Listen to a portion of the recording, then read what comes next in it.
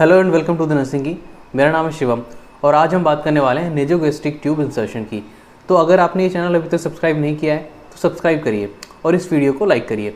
तो देखिए, nasogastric tube insertion में हम एक ट्यूब इंसर्ट करते हैं स्टमक में, ईसोफेगस और नोज़ के थ्रू। ठीक है, जैसे आप इस इमेज में देखो कि ये हमारी नोज़ है। ठीक है, तो इसमें हमने एक ट्यूब इंसर्ट करी है। अब ये ट्यूब है, ये नेज़ोफेरिंक्स से होते हुए, हमारे ईसोफेगस से होते हुए हमारे स्टमक तक पहुंच जा रही है। ठीक है, इस ट्यूब डालने के क्या क्या पर्पज़ हो सकते हैं। तो देखिए, पहला कारण हो सकता है कि हम किसी पेशेंट को फीड देना चाहते हैं। अगर कोई पेशेंट ओरली इंटेक नहीं कर पा रहा है या फिर वह कॉन्शियस नहीं है, वह अनकॉन्शियस है, डिसओरिएंटेड है, तो उस सिचुएशन में हम ट्यूब से उसको फीड देते हैं। ठीक है, तो इस चीज़ को हम बोलते हैं गैस्ट्रिक गावाज। गैस्ट्रिक गावाज, जी से आप याद रखिए, जी से होता है आपका टू गिव। ठीक है, तो आप ऐसे याद कर सकते हैं इसको, गैस्ट्रिक गावाज यानी कि फीड देना। ठीक है, इसको हम ट्यूब फीडिंग भी बोलते हैं।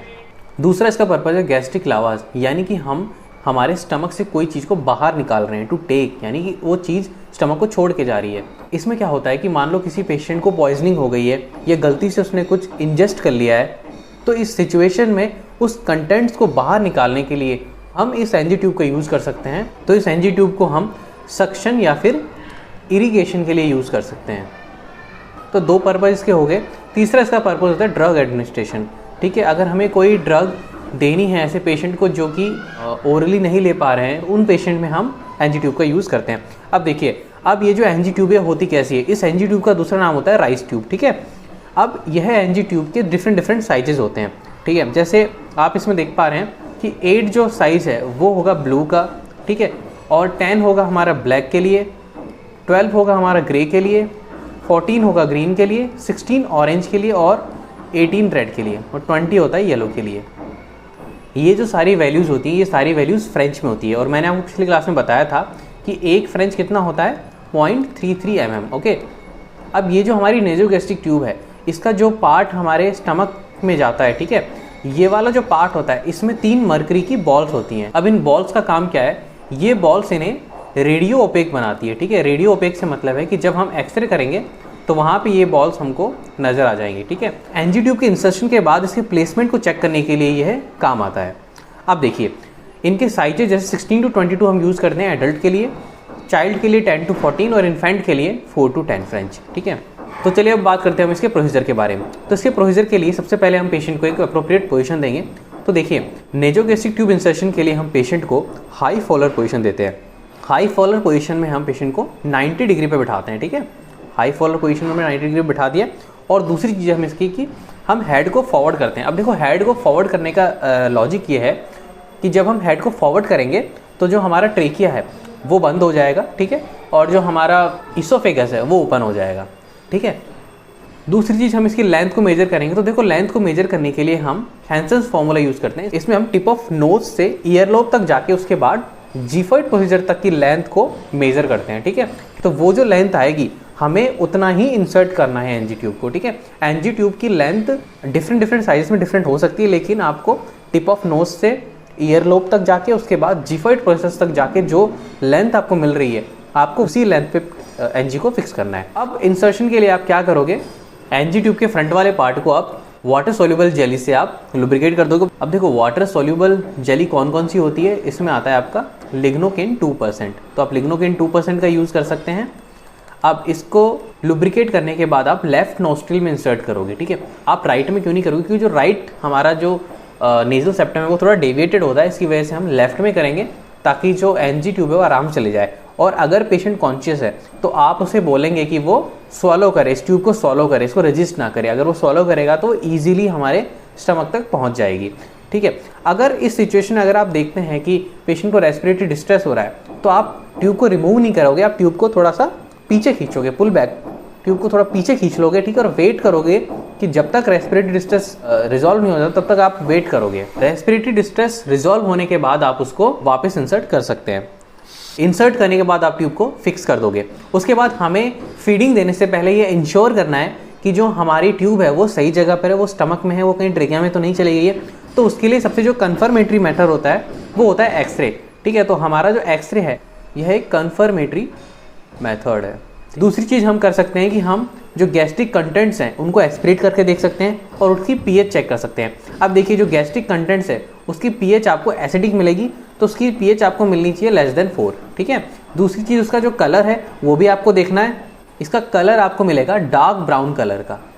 तो आपने कलर देख लिया और उसकी पीएच देख ली, ठीक है। तो अगर वो स्टमक में है तो आराम से एस्पिरेट हो जाएगा और उसकी जो पीएच होगी कम होगी, उसके बाद हम फीडिंग स्टार्ट कर सकते हैं।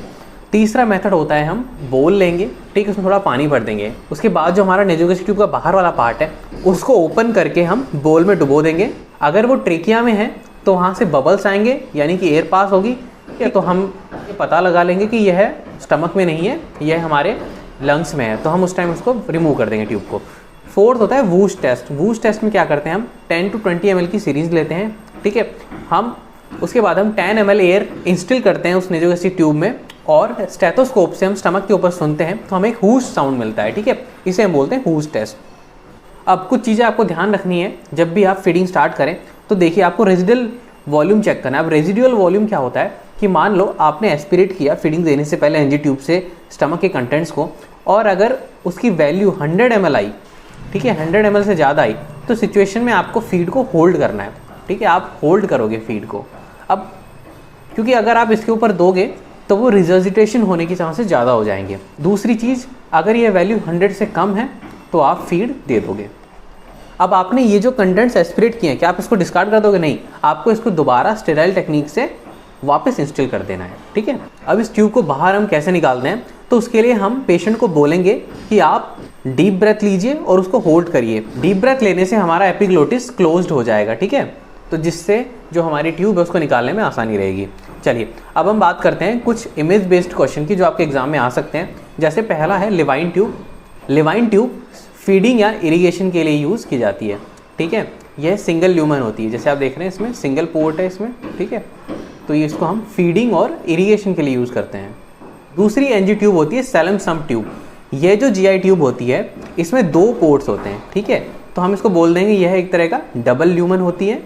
दूसरा इसको हम यूज़ करते हैं कंटिन्यूस इरिगेशन के लिए। अब कंटिन्यूस इरिगेशन कैसे करते हैं? कंटिन्यूस इरिगेशन में हम एक तरफ से फ्लूइड को इंस्टिल करते हैं, दूसरी तरफ से हम निकाल लेते हैं, ठीक है। तो कंटिन्यूस इरिगेशन में ये काम आती है। इस ट्यूब की पोजीशन हम वेस्ट के ऊपर रखेंगे ताकि यह रिफ्लक्स होकर कंटेंट्स वापस ना आ सके। अब अगली ट्यूब है हमारी कैंटर ट्यूब। कैंटर ट्यूब एक तरह का इंटेस्टिनल ट्यूब है हमारी, यानी कि हम नोज से इसको इंटेस्टाइन में पहुंचाते हैं। इसका काम होता है इंटेस्टिनल डीकम्प्रेशन में, ठीक है। तो इसको हम यूज़ करते हैं इंटेस्टाइन के डीकम्प्रेशन में। इसका जो पार्ट अंदर जाता है वो ऐसे बल्ब की तरह होता है, ये आप ध्यान रखना, ठीक है। अगला जो ट्यूब है हमारा उसको हम बोलते हैं Miller Abbott tube. Miller Abbott tube को हम एक्टिव गैस्ट्रिक हैमरेज में यूज़ करते हैं, ठीक है। अब हम बात करते हैं ईसोफेजियल ट्यूब्स के बारे में। तो ईसोफेजियल ट्यूब्स बहुत इंपॉर्टेंट है, आपके एग्जाम में काफ़ी बार पूछे गए हैं। इसमें सबसे पहला आता है एसबी ट्यूब, यानी कि सैंक्सटेकन ब्लैकमोरे ट्यूब।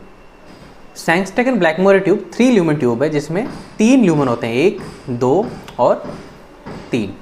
जो पहला ल्यूमन होता है वो गैस्ट्रिक बलून पोर्ट होता है, ठीक है। दूसरा होता है ईसोफेजियल बलून पोर्ट और तीसरा होता है गैस्ट्रिक एस्पिरेशन पोर्ट, ठीक है। इसका यूज़ किया जाता है ईसोफेजियल वेरिसेज में। इसके साथ आपको एक चीज़ हमेशा ध्यान रखनी है, आपको एक सीजर हमेशा बेड साइड प्रिपेयर करनी है ताकि आप इस ट्यूब को काट के निकाल सकें। दूसरा हमारा ईसोफेजियल ट्यूब है मिनेसोटा ट्यूब। ये है 4 ल्यूमन ट्यूब है, ठीक है। जैसे आप पिक्चर में देख पा रहे हैं इसमें 4 ल्यूमन्स बने हुए हैं आपके, ठीक है, 1, 2, 3 एंड 4, ओके। यह है मिनेसोटा ट्यूब, ईसोफेजियल एस्पिरेशन में किया जाता है, ठीक है। अगली ट्यूब के टाइप है लावाज ट्यूब, ठीक है। अब ये जो लावाज ट्यूब्स हैं इनको हम ओरोगैस्ट्रिक ट्यूब भी बोलते हैं, ठीक है, यानी कि हम ओरल कैविटी से इनको इंसर्ट करते हैं, ओरोफेरिंक्स के थ्रू हम इसको इंसर्ट करते हैं, ठीक है। अब इसमें पहला आता है इवाल्व ट्यूब, ठीक है, और दूसरा आता है हमारा लावा क्यूएटर ट्यूब। ये दोनों ही डबल ल्यूमन ट्यूब होती है, ठीक है। तो इवाल्व ट्यूब और लावा ट्यूब क्लियर हो गए। तो अब हमने सारे एनजी ट्यूब्स के बारे में पढ़ लिया। अब हम एक क्वेश्चन देखते हैं। देखिए एक नर्स नेसोगैस्ट्रिक ट्यूब इंसर्ट कर रही है एडल्ट मेल क्लाइंट में, ठीक है। अब प्रोसीजर के दौरान क्या होता है कि क्लाइंट कफ करने लगता है और उसको डिफिकल्टी इन ब्रीदिंग होती है, ठीक है।